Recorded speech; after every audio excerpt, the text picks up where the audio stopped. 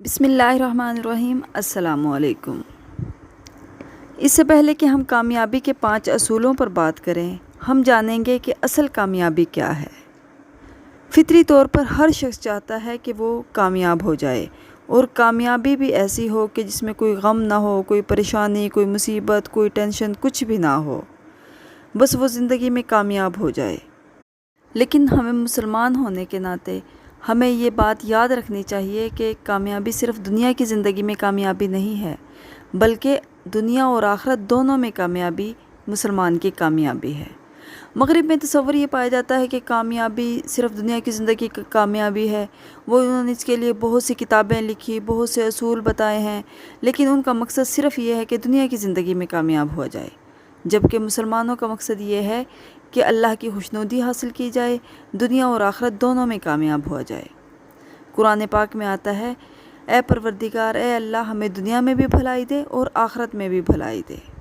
اور جو صرف دنیا کی بھلائی چاہتے ہیں، آخرت کو بھول جاتے ہیں، ان کے لیے سخت وعید ہے کہ ان کا آخرت میں کوئی حصہ نہیں۔ اب ایک تیسری طرح کے لوگ بھی ہوتے ہیں جو اپنی نالائکی، کوتاہی، سستی، غفلت اور لاپرواہی کی وجہ سے نہ دنیا میں کامیابی حاصل کر پاتے ہیں، نہ آخرت میں۔ قرآن پاک میں آتا ہے کہ ایسے شخص نے دنیا بھی کھوئی اور آخرت بھی، یعنی دنیا میں بھی ان کی ناکامی اور آخرت میں بھی ان کو خسارہ ملا۔ دنیا میں بھی ناکام ہوئے اور آخرت میں بھی ناکام ہوئے۔ اللہ تبارک و تعالیٰ نے دنیا میں کامیابی کے اور آخرت میں کامیابی کے سارے طریقے بتا دیے ہیں۔ قرآن پاک میں آتا ہے کہ ہم نے ان کو دونوں راستے بتا دیے، اب اس کا جی چاہے وہ کس راستے کا انتخاب کرتا ہے، چاہے تو صرف دنیا کا انتخاب کرے، چاہے وہ آخرت کا انتخاب کرے، اور چاہے تو دونوں میں ہی ناکام ہو جائے۔ اور اصل کامیابی تو یہی ہے کہ وہ دونوں جہانوں میں کامیاب ہو، دنیا میں بھی کامیاب ہو اور آخرت میں بھی کامیاب ہو۔ اب ہم بات کرتے ہیں ان 5 اصولوں کی جن کو اپنا کر ہم کامیابی حاصل کر سکتے ہیں۔ کامیاب ہونے کے لیے انسان کو سب سے پہلے یہ معلوم کرنا ہے کہ اس کی زندگی کا کیا مقصد ہے، کیا ٹارگٹ ہے، کیا ویژن ہے، اور یہ کہ اس کی زندگی بامقصد ہے یا بے مقصد۔ اب ایک شخص زندگی گزار رہا ہوتا ہے اور اس کا زندگی کا کوئی مقصد نہیں ہوتا، وہ کہتا ہے کہ کیا کرنا ہے، ایک دن تو مر ہی جانا ہے۔ لیکن ایک دوسرا شخص ہے، وہ کہتا ہے کہ زندگی میں کچھ کر جائیں کہ ایک دن تو مرنا ہے۔ دونوں کی سوچ ایک ہے، لیکن مقصد ان کا مختلف ہے۔ مثال کے طور پر انبیاء کرام کی زندگیوں کا مقصد تھا دین کو پھیلانا۔ انہوں نے اس کے لیے اپنی ساری توانائیاں، ساری دولت، وقت، جان، مال، سب کچھ اس مقصد کو پورا کرنے کے لیے لگا دیا، اور اللہ تعالیٰ نے انہیں کامیاب کیا۔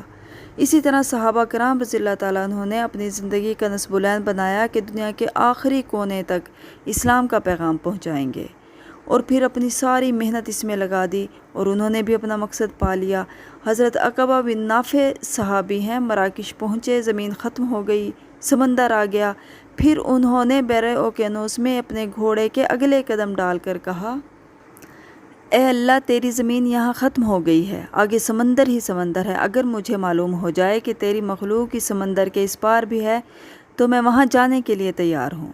اے اللہ، تو گواہ رہنا، میں نے تیرا پیغام اپنی وسعت کے مطابق دنیا کے اس کونے تک پہنچا دیا ہے۔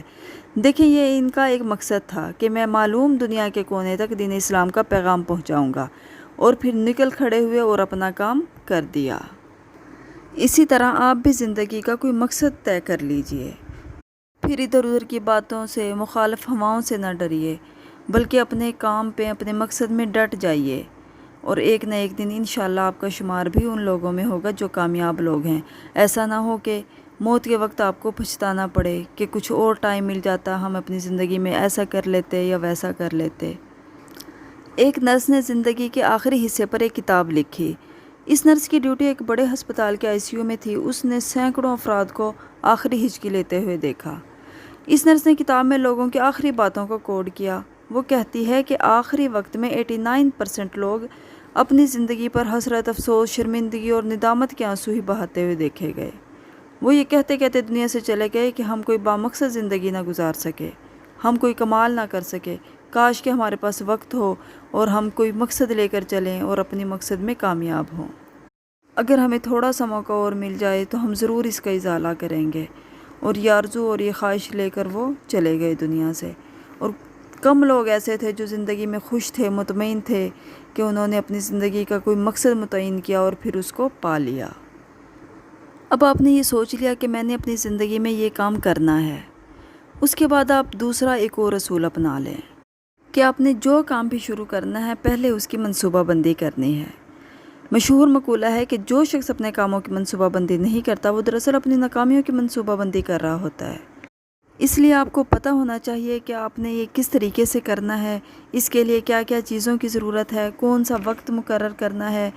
جیسا کہ جب آپ سفر پر نکلتے ہیں تو آپ کو گاڑی کی ضرورت ہوتی ہے اور گاڑی میں پیٹرول کی ضرورت ہوتی ہے، اسی طرح اس کے لیے ایک سڑک بھی چاہیے اور آپ کو نقشے کا، راستوں کا پتہ ہونا چاہیے۔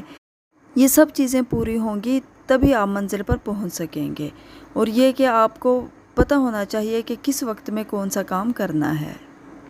سیرت نبی کریم صلی اللہ علیہ وسلم کا مطالعہ کریں تو ہمیں پتہ چلتا ہے کہ وہ کس طرح ہر کام شروع کرنے سے پہلے غور و فکر کرتے تھے، اس کی حکمت عملی تیار کرتے تھے، صحابہ کرام سے مشورہ کرتے تھے، اس کے بعد وہ کوئی بھی کام سر انجام دیتے تھے۔ اب آپ نے زندگی کا مقصد بھی بنا لیا اور پھر اس مقصد کو پورا کرنے کے لیے لوازمات پورے کر لیے، اس کی ایک ترتیب بنا لی۔ اس کے بعد آپ ایک تیسرا اصول اپنا لیں، وہ ہے استقامت۔ اب بس اس کام میں مستقل مزاجی سے لگے رہیں، یہ نہیں دیکھنا کہ ایک دفعہ ناکام ہو گئے چھوڑ دیا، یا نامناسب حالات ہو گئے پھر کام چھوڑ دیا، ایسے نہیں کرنا بلکہ اس پر ڈٹے رہنا ہے۔ مسند احمد کی حدیث ہے، استقیموا تفلحوا، استقامت پہ رہو، استقامت سے ہی کامیابی ملتی ہے، مستقل مزاج رہو، کامیاب ہو جاؤ۔ مثلاً ایک اسٹوڈنٹ ہے، وہ اپنی زندگی کا مقصد بنا لیتا ہے کہ میں نے ان امتحانوں میں فرسٹ آنا ہے۔ اب اس کے لیے اس کو سخت محنت کرنی پڑے گی، کوئی ٹائم ٹیبل بنانا پڑے گا، مستقل مزاجی سے اس پر کام کرنا پڑے گا، تب ہی وہ کامیاب ہو سکے گا اور اپنا ٹارگٹ حاصل کرے گا۔ اب ہم آتے ہیں چوتھے اصول کی طرف کہ چوتھا اصول کیا ہے جس کو اپنا کر ہم کامیاب ہو سکتے ہیں۔ جب ہم نے زندگی کا مقصد متعین کر لیا، اس پر اپنا جان مال وقت لگا دیا، محنت مشقت کی، مستقل مزاجی سے لگے رہے، لیکن ہمارے اخلاق ٹھیک نہیں ہیں تو ہم کامیاب نہیں ہو سکتے۔ کسی سے وعدہ کیا، اس کو پورا نہیں کیا، کسی کی امانت میں خیانت کر لی، جھوٹ بولتے رہے، لوگوں کے لیے دل میں نرمی نہیں ہے، تو پھر بھی ہم کامیاب نہیں ہو سکتے۔ مغربی معاشرہ آج اسی لیے ہم سے آگے ہے کہ انہوں نے ان اقدار کو اپنا لیا جن کو ہم نے چھوڑ دیا، جو مسلمانوں کی میراث تھی، انہوں نے اپنایا اور وہ کامیاب ہوئے۔ حضرت علی رضی اللہ تعالیٰ عنہ سے روایت ہے کہ وعدہ قرض ہے، ہلاکت و بربادی ہے اس کے لیے جو وعدہ کرے اور پھر اس کو پورا نہ کرے۔ حضرت ابو ہریرہ رضی اللہ تعالیٰ عنہ سے روایت ہے، نبی کریم صلی اللہ علیہ وسلم نے فرمایا کہ 3 چیزیں منافق کی علامت ہیں، اگرچہ نماز پڑھتا ہو، روزے رکھتا ہو اور اپنے آپ کو مسلمان سمجھتا ہو۔ ایک یہ کہ بولے تو جھوٹ ہی بولے، وعدہ کرے تو اس کے خلاف کرے، امانت رکھی جائے تو اس میں خیانت کرے۔ ایک مرتبہ ایران کا مشہور سپہ سالار کو قیدی بنا کر حضرت عمر فاروق رضی اللہ تعالیٰ عنہ کے پاس لایا گیا۔ آپ رضی اللہ تعالیٰ عنہ نے انہیں اسلام قبول کرنے کی دعوت دی، اس نے ٹھکرا دیا۔ حضرت عمر رضی اللہ تعالیٰ عنہ نے حکم دیا کہ اس کو قتل کر دیا جائے کیونکہ اس نے اسلام کو بہت نقصان پہنچایا ہے۔ جب اس کے قتل کی تیاری کی گئی تو اس نے حضرت عمر کی طرف دیکھ کر کہا کہ میں پیاس سے نڈھال ہوں، کیا ایسا ممکن ہے کہ مجھے قتل کرنے سے پہلے پانی دیا جائے؟ حکم دیا گیا کہ اس کو پانی پلایا جائے۔ اس نے پانی کا پیالہ ہاتھ میں لیا اور حضرت عمر رضی اللہ تعالیٰ عنہ سے کہنے لگے، یہ پانی جو اس وقت میرے ہاتھ میں ہے اسے پینے تک آپ لوگ مجھے قتل تو نہیں کریں گے؟ فرمایا کہ جب تک تم نہیں پیو گے نہیں قتل کیا جائے گا۔ اس نے جلدی سے پانی کو نیچے گرا کر ضائع کر دیا اور کہا، اے امیر المومنین، دیکھیے آپ نے وعدہ کیا ہے، اس کو پورا کیجیے۔ حضرت عمر نے کہا کہ تمہیں قتل کرنے سے فی الحال رک جاتے ہیں، لیکن میں تمہارے معاملے میں غور و فکر کروں گا، اور جلاد کو حکم دے دیا کہ تلوار ہٹا لو۔ اب اس شخص نے بلند آواز میں اشہد اللہ الہ الا اللہ و اشہد ان محمد رسول اللہ پڑھ لیا۔ حضرت عمر فاروق رضی اللہ تعالیٰ نے کہا کہ اسلام لے آئے ہو، اچھا کیا، مگر یہ بتاؤ کہ جب میں نے پہلے دعوت دی تھی تب کیوں نہیں اسلام قبول کیا؟ اس نے کہا کہ مجھے اس بات کا ڈر تھا کہ اگر اس وقت میں اسلام قبول کرتا تو میرے بارے میں کہا جاتا کہ اس نے موت سے گھبرا کر اسلام قبول کیا ہے۔ حضرت عمر فاروق نے فرمایا کہ اہل فارس کی عقلیں پہاڑوں جیسی ہیں، مراد یہ ہے کہ یہ بہت عقل مند ہیں، ان کی عقلیں عظیم الشان ہیں۔ صحابہ کرام کی انہی اخلاقی اقدار سے اسلام پھیلا اور انہوں نے پوری دنیا کو فتح کیا اور کامیاب ہوئے۔ اور کامیابی کا جو آخری اصول ہے وہ اللہ پر بھروسہ، اللہ پر توکل۔ آپ نے زندگی کا مقصد متعین کر لیا، پھر اس کے لیے حکمت عملی بھی تیار کر لی، مستقل مزاجی سے اس پر ڈٹے رہے۔